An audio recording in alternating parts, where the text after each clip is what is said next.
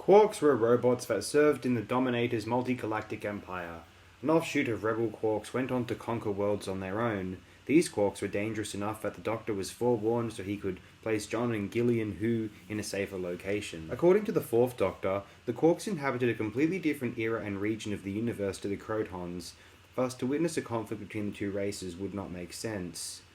Quarks were originally the robot servants of the Dominators. The Dominators Rago and Toba took a party of quarks to the planet Dulcus and had them drill a shaft, through which a device could be dropped that would cause a planet-wide volcanic eruption and make the planet an ideal source of power for the Dominators. The Second Doctor and his companions Jamie McCrimmon and Zoe Herriot were on Dulcus when this party arrived. Along with the Dulce and Cully, Jamie destroyed a number of quarks through various methods. He destroyed one by shooting it with a gun, distracted one while Cully smashed it with a large boulder, and used explosives to destroy a third. The Doctor managed to catch the Dominator's bomb as it fell down the mine shaft and, as the Quarks and Dominators prepared to leave, placed it aboard their craft. Once the ship was in flight, the bomb detonated, destroying the remaining Quarks and their masters.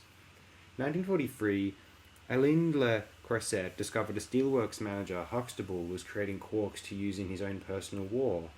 Goodness. The Dominators took the quarks to Earth in the 1950s to try and enslave the human race. They used the quarks to stun anyone who discovered them earlier than intended. The quarks and the Dominators were defeated by the 10th Doctor. How exciting. Other accounts show the quarks working alone without reference to the Dominators. They were famed for their brutality and conquests. Jack Harkness referred to rebel quarks in a report on the Vesperform, revealing rumours of the Quark-Vesperform War. The rebel quarks had multiple battles with the Second Doctor, especially in their attempts to invade Earth. Their first attempt was in 1968, where a quark spearhead destroyed a radar tracking station in Scotland and made a landing at an old castle. The Doctor seized their ship and used it to take out the invasion fleet. After this encounter, the quarks were all ordered to search for and kill the Doctor. At some point, the rebel quarks attacked the planet Gano. When the Doctor and Jamie arrived there, seemingly in 1968 as well, the quarks unleashed their giant wasps. At another time, apparently on contemporary Earth again, the quarks ambushed the Doctor and buried the TARDIS under rubble in an attempt to prevent him escaping. A single quark was sent on a scouting mission to Earth in 1967 and crashed near the abandoned village base of the Analysis Bureau. The Bureau attempted to stop the quark from reporting its findings but failed. When damaged, the quark used Mr. Ottawa's severed head in place of its own. The Dominators arrived soon after the message was sent. The Dominators used a squad of slave quarks to guard their nuclear power station when they infiltrated Britain. These quarks are modified to open up into 10 feet tall killing machines. Colonel Lethbridge Stewart led a small commando raid on the site in 1969, finding the quarks could shrug off some bullets but were vulnerable to grenade launchers and Mills bombs. The surviving quarks were taken into the custody of the Vault. In 1971, when the Doctor invented the Martha series of houseworker robots and sold them to an American company, the quarks waited until they were widespread across the country and then turned them against humanity. This was intended as a prelude to their invasion, but they were routed when the Doctor reprogrammed the Marthas to engage the quark armies. At some point, the Brigadier and unit reprogrammed the quarks to fight real defense drones.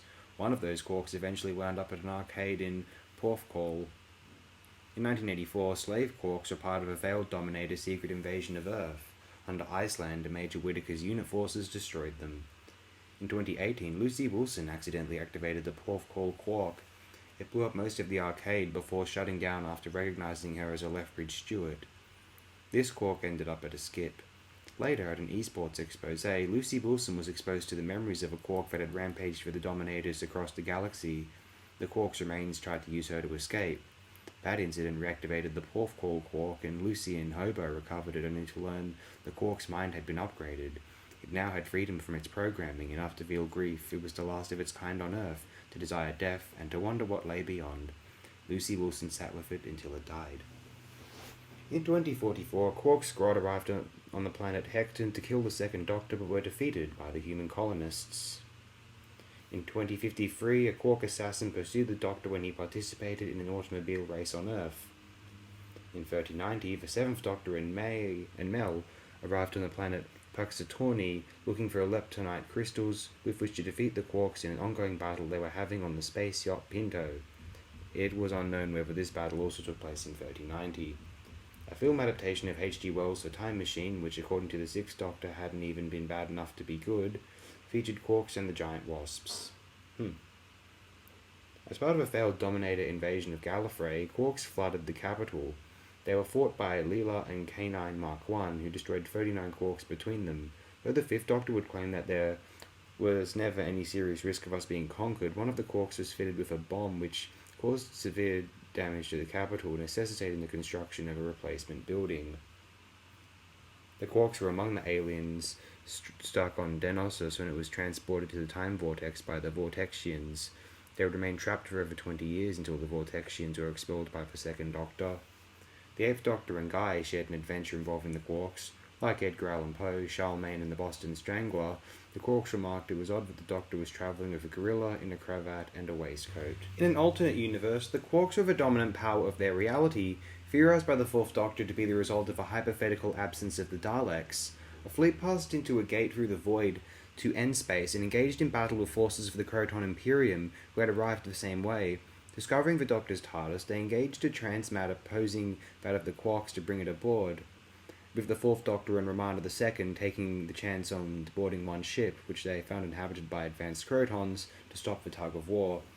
A boarding party of Quarks was transmitted to the ship to intercept, but was quickly destroyed by the Crotons. Soon after, both Quark and Croton fleets were attacked by forces of the Ogron Confederation of Planets, who, coming from yet another universe, sought to cease hostilities between what they saw as lesser evolved species via the use of deadly force.